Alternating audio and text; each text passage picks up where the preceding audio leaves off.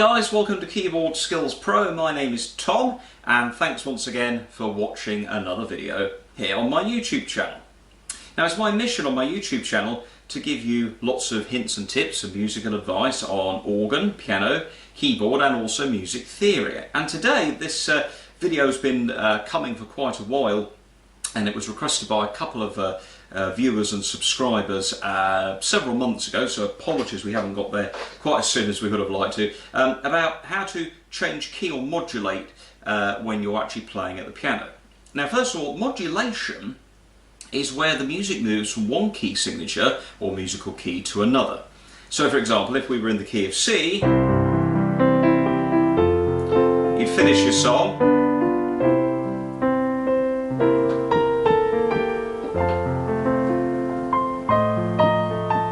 and you could seamlessly and musically move to F major. Now a lot of people get muddled up with modulation and transposition. Now transposition is where you would sit down at your computer program or maybe with a pen and some manuscript paper and you'd have the music written out and you'd write it out from one key into another. You transpose. Sometimes if you play digital pianos, electric organs, digital keyboards, there is a transpose button on there and that can be used in what we call the modulation sense, but transposition really is if the song's written in C, you move all the notes up to 4 higher and you're into F major, put the new key signature and the whole thing transposes. But modulations are great if you're maybe wanting to use them in medleys or selections. So let's get right to it and we'll show you how they work. So I'm going to show you how you can easily change from one key to another like this.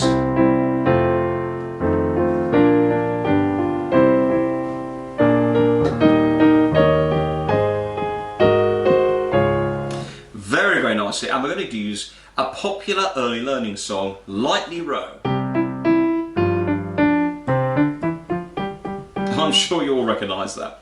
So why would you need to use modulation? Well, it depends on the musical situation.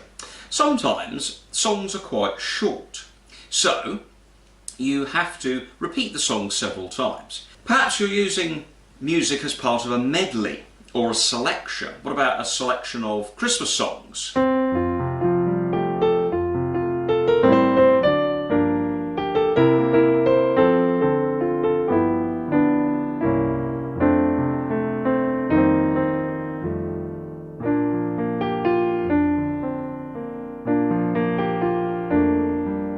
See how that worked? We went from F major into B flat, and if you're sitting there thinking, when did that happen? That's what you should always hear with modulation. Smooth, almost seamless transitions. Bear in mind when you're making a medley or doing a selection, not all the songs in, say, a show or a style of music will be in the same key. Third, is your music part of a musical link? Maybe you need to use this piece of music from one section of a piece in one key to get to the next one. So you could maybe, I don't know, play, let's say, just a little Broadway kind of number.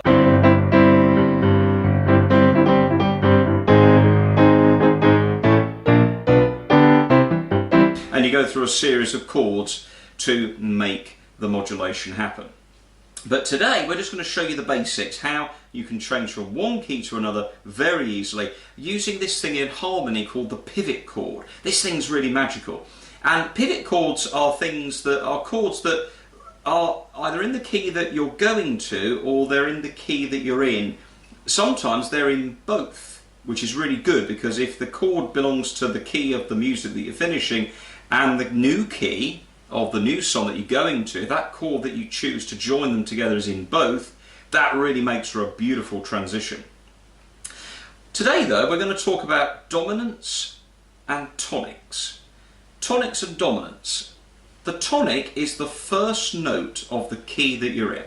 The key of C, the tonic is C. Now that goes the same for major or minor. If we're in C major, the dominant is the fifth note. 1, 2, 3, 4, 5. G. G is the dominant note.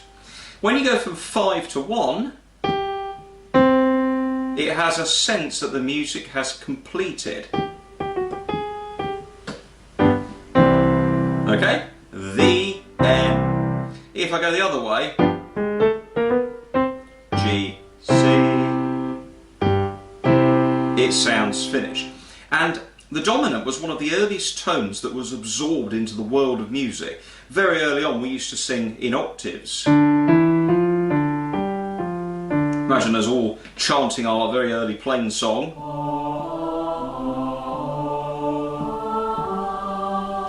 The ladies sung an octave higher, the men's voices lower down, the children up here.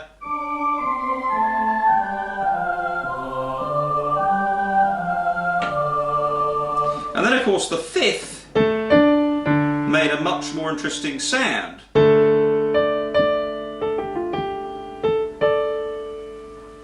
And also the fourth as well. The dominant though pushes the music home. So if you're in G major, then you would need the D. There you go, look at that. 5, 1. Let's have a listen to some dominant chords going to their tonic. So the key of C, you'd have a G chord going to a C chord. In F major, you'd have a C chord going to an F chord. In E flat, you'd have a B flat chord going to an E flat chord. Now, one of the simplest ways to modulate is to use the dominant chord of the piece of music you're going towards. In other words, the next song, what key is it in? What's its dominant? Use that at the end of the song before to link into the next song. So it goes here, in between the two songs. Here's an example of C major going into G major. Let's pick a song, Lightly Row, as we suggested. So we're trotting along C major quite nicely. Two chords, C and G major.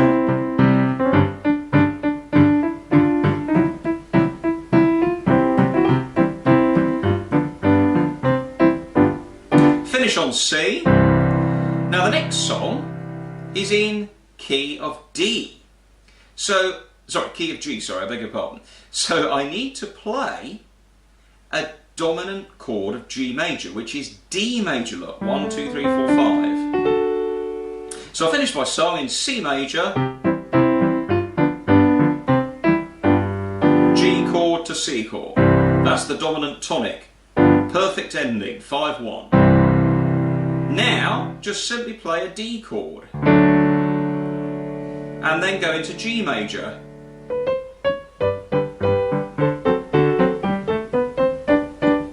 Or whatever the song might be.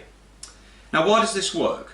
Well, C and G have a very large amount of keys or tones in their scales that match up. Let's play C major. And let's play G major. Well, look at that, look, we've got G's, we've got A's, we've got B's, we've got C's, we've got D's, we've got E's, we've also got an F. There's an F sharp in G major, but there's a lot of notes there that are the same. So, in this case, the scale note D is the second note of the scale of C, look, 1, 2. Whereas in G, it's the fifth, which makes it the dominant of G major. Now, the reason that that doesn't sound so bad is because in a C major song, you're going to hear sometimes D minor chords, you'll hear D notes, look. So we're used to the sound of a D, so when I finish my song, C, D chord, at the dominant seventh, we'll talk about dominant sevenths in a second.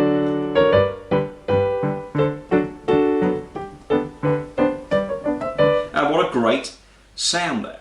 So don't forget, we're using the dominant chord, chord 5, of the next key, the next song's key. Here's another example. C major again. Let's go to F major. Here's a little tune.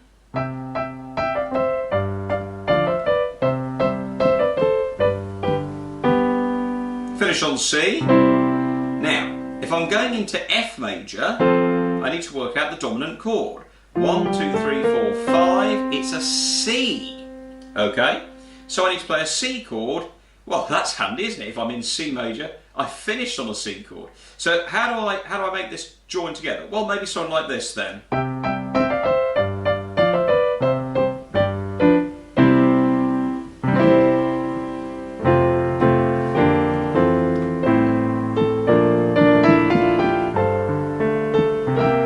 Okay, so that works.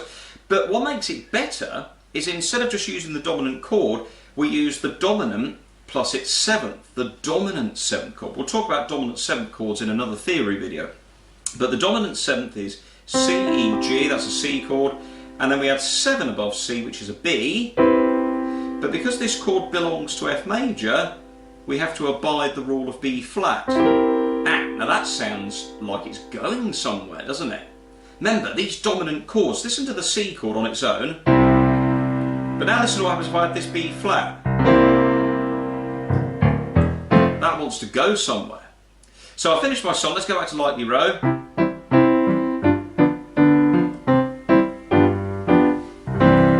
Add a C7 chord in, and then go into F.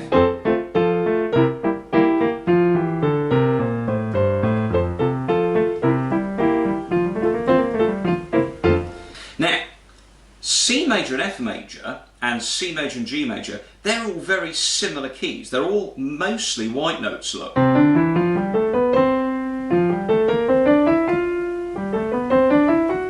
So they share a lot of the same notes. So going between them is really good. Now what happens if you're going from a white note key to a black note key, say C major, and then you need to get to E flat major? Well, sometimes you need to use more than one chord. So let's try going from C major into E flat major. So how do we do this? Well, in certain situations, perhaps such as this one, it sounds a bit better if you pad out the modulation by using more than one chord.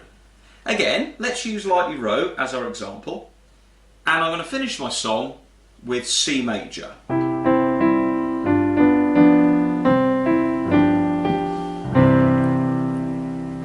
Now what I'm going to do is I'm going to go to an F minor chord and then go to B flat. Oh, that sounded really good. Listen to that, look. F minor, B flat 7.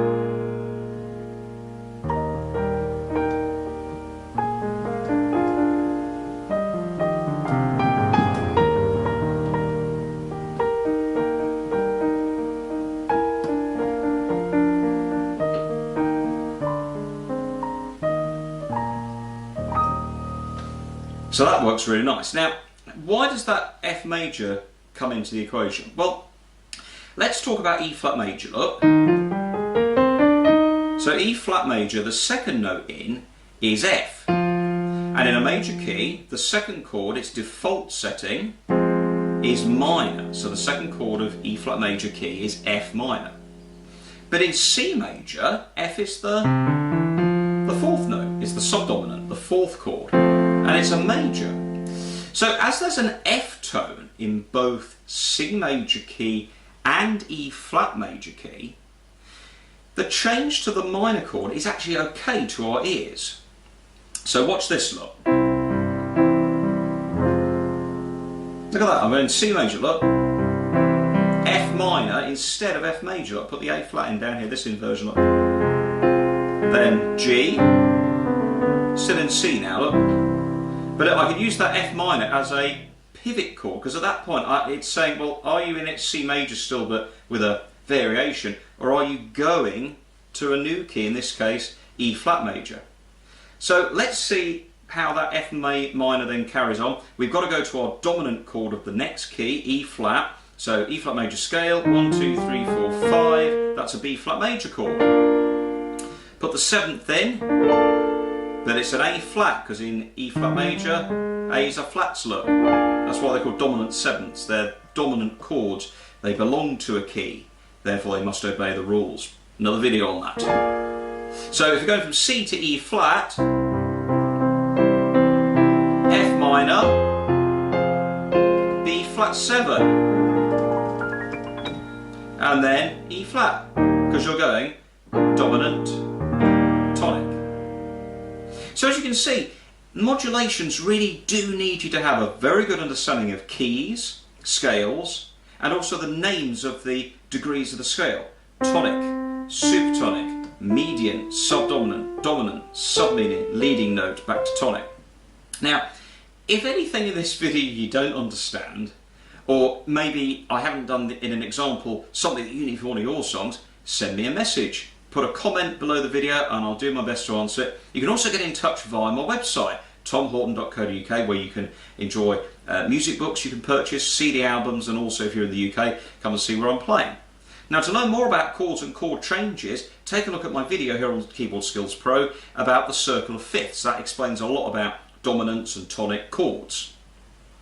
If you enjoyed this video, please hit the subscribe button. It's right above you there. It would be great to have you as a subscriber, and that will obviously let you notify you when you have when I put new videos up, which I try and do a new video here every week. The idea of this channel is for organ, keyboard, piano and music theory topics, and if you've enjoyed it, if you'd like to help me produce even more better quality videos, please do visit my Patreon page, search patreon.com for Keyboard Skills Pro, or click the link below in the description. Thanks ever so much for listening and watching, and I will see you sometime soon. I'll finish off with a few modulations on Lightly Row.